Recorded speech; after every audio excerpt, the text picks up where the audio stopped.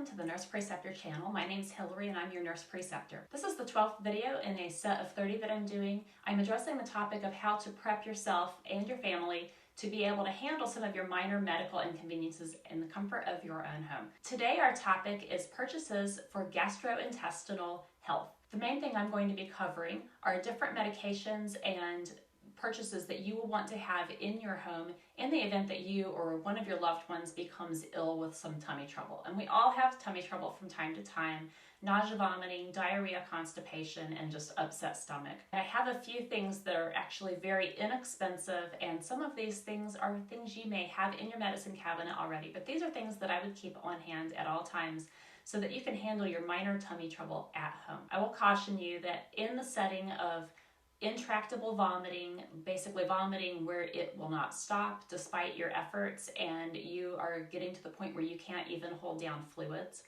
If you have diarrhea that is following the same pattern where it is unrelenting, it doesn't let up, everything you eat or drink goes straight through you, or if you have a high fever with any tummy trouble or extreme pain, what we call a rigid abdomen, which is like where if you push on the belly, it feels hard like a rock and it's extremely painful.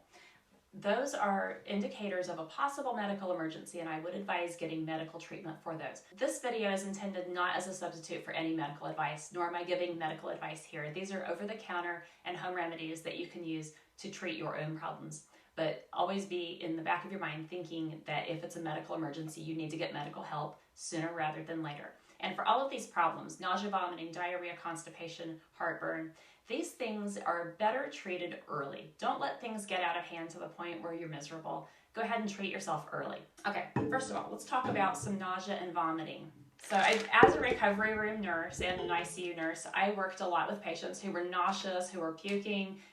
Pain and puke is what we said in the recovery room, or vitals and vomit.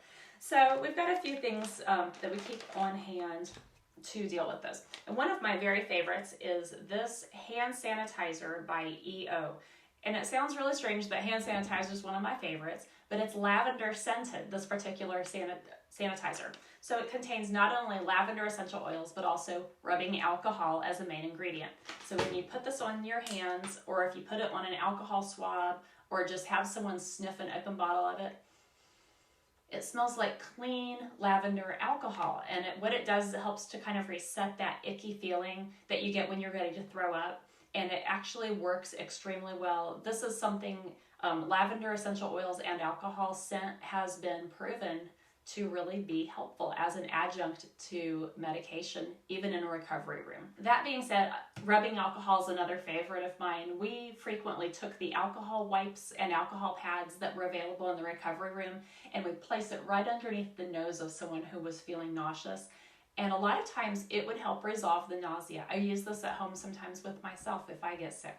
But if those less invasive methods really don't work for you, or if you are starting to actively vomit, there is an over-the-counter solution that I kind of like. This is Bonine, otherwise known as Meclazine, which is the generic name for it.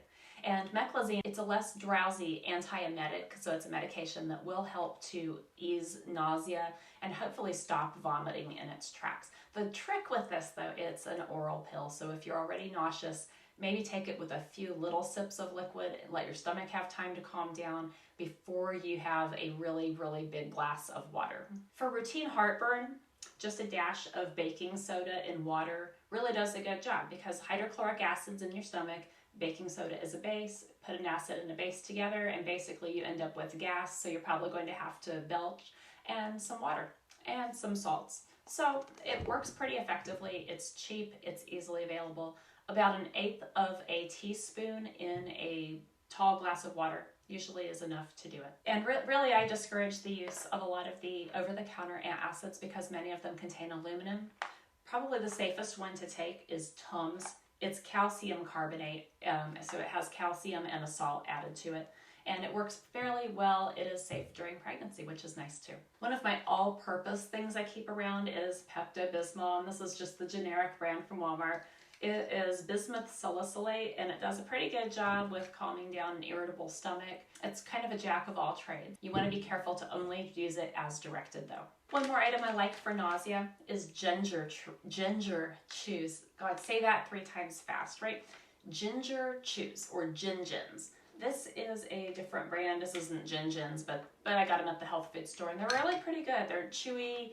They have a nice ginger flavor. It helps kind of reset your stomach if you're feeling a little queasy or if you're having some heartburn issues. Now, for diarrhea, Imodium is really the favorite as far as medications, and I didn't have any on hand. It's honestly not something I really use, but you can also handle that with diet. Try the Brat diet, and it usually will help diarrhea to stop. It's bananas, rice, applesauce, and white toast without dairy. And just keep your diet bland like that. Avoid any spices, greases, or dairy while you're having diarrhea. And of course, if you're having diarrhea or vomiting, you tend to get a little electrolyte depleted. And that can make you feel kind of lightheaded, dizzy, and make you feel even sicker. So I keep on hand, and these are just the brand that I have. It's some hydration and electrolyte replacement powders that you can easily mix with water. If you're more comfortable using Pedialyte or a Gatorade, you can do that. Gatorade has a lot of sugar in it, so I'm not real crazy about that in the setting of diarrhea. And of course, I like having some purified water to mix all of those things in, so you can purify your water and then filter out the taste if you're using bleach or iodine tablets. Or of course, municipal tap water is generally pretty good as far as being clear of any microbes. And finally, constipation. Constipation is no fun. It puts you in an absolute miserable state of mind, and it's physically uncomfortable. Magnesium is my favorite substitute for medication. Just regular magnesium from the health food store. It comes in powder or it comes in capsules such as these. I would recommend starting with about 250 milligrams if it's not something that you take on a regular basis, and go from there. If constipation is a problem, make sure that you're also taking in a lot of extra water. It's going to be probably the most helpful thing for you while that's resolving. And you can prevent it altogether by making sure you stay hydrated and that you're eating a diet with a lot of fiber. So basically kind of a healthy diet. Cut the junk food. It's really not a helpful thing. All right? So make sure you're taking care of yourself and your family, and I will be back again with my next video very shortly. Thanks. I forgot, please subscribe to my channel. I'm trying to grow this channel and grow some awareness for people who would really like to be able to take care of themselves and their families a little bit better and break away from this very messy and very, very broken medical system. All right, let's kick it in the teeth. All right, see you guys later.